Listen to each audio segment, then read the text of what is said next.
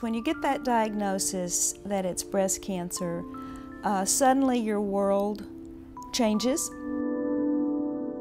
Got to have patience, especially for her, because she's going through stuff that you can't even feel. And you got to hang in there, got to be there. Emotions flood your mind, your heart. I think for me, I wanted them to check it again. I'm not sure you've got this right. Did you get somebody else's mammogram? When I came to the realization, when it's real, that you have cancer, and you have to do something about it, you can't just ignore it, it has to come out. You start thinking not only about how is this going to affect me or your partner, but the family. There are so many things that literally stop. But here's the good news. You pick up. It doesn't stop forever. You do whatever has to be done.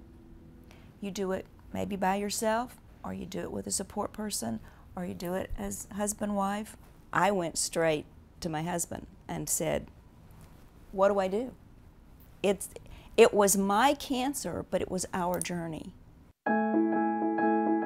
I had to figure out how I can be supportive and still try to maintain my business, but I mean, it became priority one. And you realize that there's a lot of decisions to be made. For many people, quick decisions. We had rough patches. It's not a super highway. We went through some obstacles.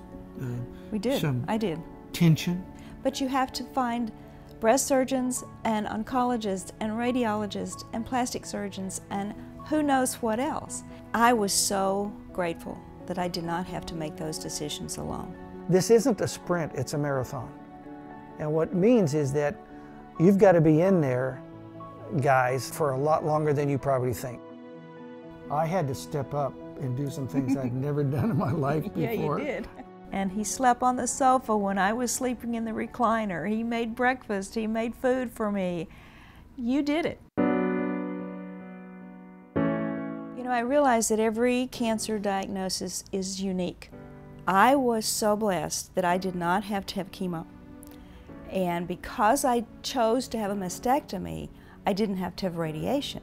Always, the cancer has to come out, so that's surgery. And when that happens, they give you a reference to a plastic surgeon. I was the kind of person that needed to interview 2 or 3 people. She does her research and she creates what needs to be done, so she gets her act together. You want to look the same as much as possible after this process is over. But it was actually my breast surgeon that suggested Dr. Savalia. I never interviewed another plastic surgeon. He was it. He was absolutely the one. When we met Dr. Savalia, I immediately felt that he had the right style and he knew what he was doing. I call it skill and style. He's the one that's put me back together. He's the one that has allowed me to have self-confidence and know that I'm not going to look weird, and I'm going to be symmetrical, and I'm going to be healthy, and that everything's healing the right way. It's Dr. Savalia that I look to for that. And I would recommend him to anybody. When you go into a doctor's office or any office, you have a first impression.